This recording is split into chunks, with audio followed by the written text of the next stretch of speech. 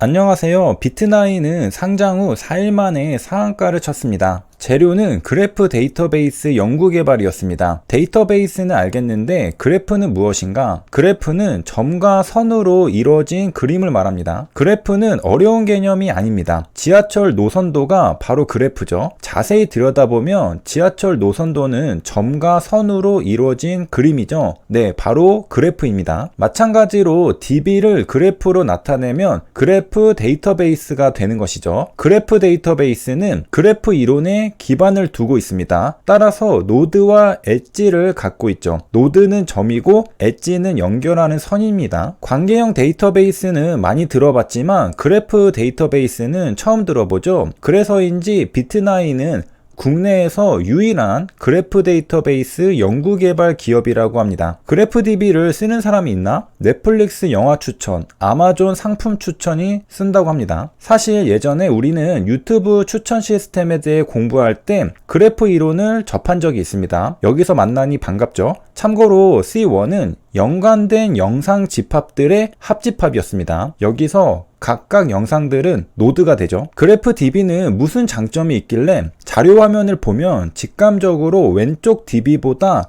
오른쪽 DB가 간편해 보이지 않나요? 왼쪽에 릴레이셔널 데이터베이스의 경우 새로운 데이터를 추가할 때 속성 칼럼을 새롭게 삽입하기 까다롭습니다. 하지만 오른쪽의 그래프 데이터베이스는 개별 데이터를 테이블에 삽입하는 것이 아니라 하나의 객체로 저장하기 때문에 문제가 되지 않습니다. 간단하죠? 비트나인은 데이터베이스 사업을 하다 보니 빅데이터 관련주로 언급되기도 하고요. 그래프DB가 메타버스의 핵심 기술로 사용되기도 하니까 메타버스 관련주로 언급되기도 합니다. 그래프DB가 우리가 관심을 가질 만큼 그렇게 대단한 건가? 포춘 500 기업들 중 80% 이상이 그래프 데이터베이스 기술을 매우 적극적으로 활용하고 있다고 합니다. 이거 그래프DB를 나만 몰랐지 글로벌 기업들은 전부 쓰고 있었던 겁니다. 심지어 아마존, 구글, 페이스북, 마이크로소프트는 이미 그래프 데이터 기술을 기반으로 서비스를 제공하고 있다고 합니다. 왜 글로벌 기업들이 그래프 데이터베이스 기술을 사용하느냐?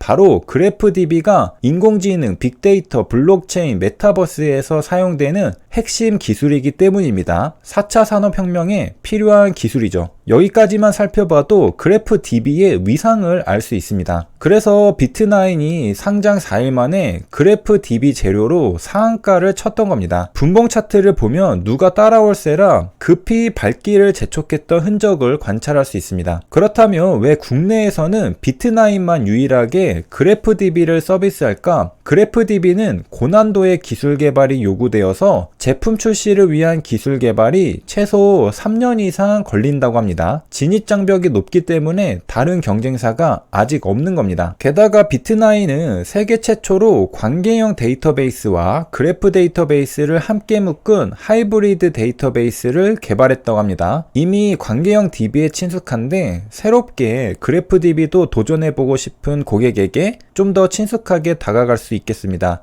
그리고 양쪽 DB의 각각의 장점도 취할 수 있겠죠. 비트나인은 주기적으로 관심을 받아왔습니다. 1월 4일에는 또 한 번 상한가를 갔죠. 이렇게 상한가를 잘 치는 종목을 흔히 끼가 있는 종목이라고 칭합니다. 이왕 매매한다면 상한가를 잘 가는 종목에서 매매하는 게 좋겠죠. 맨날 윗꼬리 달고 하락하는 종목과 자주 상한가를 치는 종목 중에 어떤 종목이 수익을 내는데 유리한가? 생각해보면 당연한 결론이죠. 그래서 주식 투자자들은 끼 있는 종목을 좋아하는 겁니다. 비트나인은 왜 상한가를 쳤을까? 증권사 리포트가 나왔습니다. 상상인 증권은 비트나인이 높은 경쟁력과 고성장 잠재력을 가지고 있다고 분석했죠.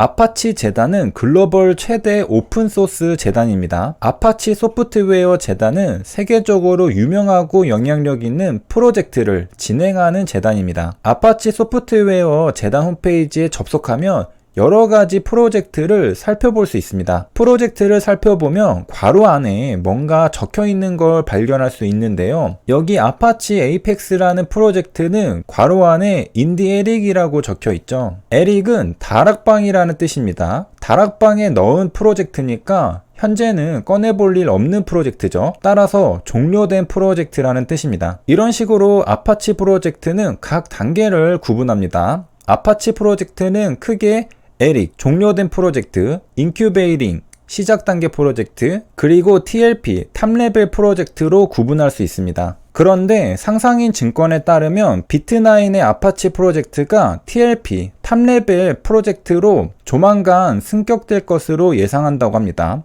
탑레벨 프로젝트로 승격되는 게 왜 중요한가? 탑레벨 프로젝트로 승격된 후 기술력과 가치를 인정받아서 이후에 크게 성장한 사례들이 있기 때문입니다. 예를 들어 이런 식입니다. 2016년에 제플린 프로젝트는 인큐베이팅 프로젝트였는데 탑레벨 프로젝트로 승격됐습니다. 탑레벨 프로젝트가 됐다는 건 해당 프로젝트가 아파치의 원칙과 프로세스에 의해 잘 진행되고 있다고 공식적으로 인정받았다는 뜻입니다. 아파치 제플린은 한국의 빅데이터 기업인 NFLabs가 2013년에 시작한 프로젝트입니다. 2014년 12월에 아파치 인큐베이팅 프로젝트가 되었고 2015년 5월에 아파치 탑레벨 프로젝트로 승격되었습니다. 제플린은 데이터를 분석하고 분석한 결과를 시각화하는 데 특화된 프로그램입니다. 따라서 데이터 과학자가 주로 사용한다고 하죠. 제플린 노트북은 이렇게 생겼습니다. 데이터를 불러와서 실행하면 이렇게 보여집니다. 그리고 이렇게 시각화할 수 있죠. 제플린은 한마디로 데이터를 불러와서 시각화해주는 프로그램입니다. 그런데 이런 프로그램들은 많이 본 적 있죠. 비슷한 프로그램인 제플린은 왜 또 만들었을까?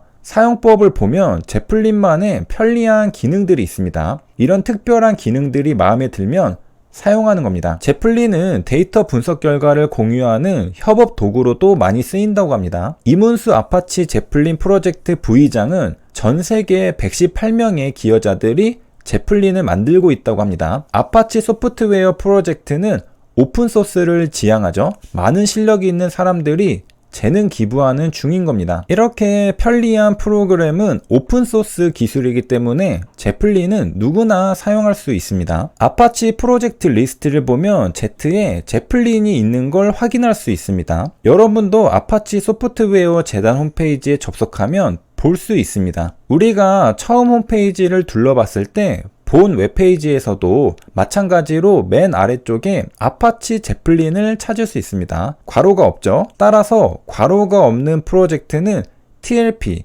탑레벨 프로젝트라는 걸 알 수 있습니다. 예시를 하나 더 살펴보면 아파치 넷빈스가 TLP, 탑레벨 프로젝트로 승격되었다고 합니다. 역시 아파치 프로젝트 리스트에서 아파치 넷빈스를 발견할 수 있습니다. 오른쪽에 괄호가 없는 걸 보아 TLP, 탑레벨 프로젝트라는 걸 알 수 있죠. 비트9은 이번에도 거래량을 터뜨리면서 장대양봉을 뽑아냈는데요. 윤석열과 안철수 데이터 정책이 부각되면서 관심을 받았던 덕분입니다. 3월 13일 윤석열 당선인은 안철수 대표를 인수위 위원장으로 임명했습니다. 공동정부를 실현시키겠다는 의지를 드러냈습니다. 안철수 대표는 알랩의 창업주인 만큼 4차 산업혁명과 데이터 정책에 힘을 쏟을 것이란 기대감이 있죠. 실제로 안철수 위원장은 윤석열 당선인과 데이터 산업 등 의견을 교환했고 굉장히 많은 부분에서 일치를 봤다고 밝히기도 했습니다. HLB의 불공정 거래 의혹에 대해 검찰은 혐의 없음 처분을 내렸습니다. 이로써 의혹이 깔끔하게 해소되었습니다.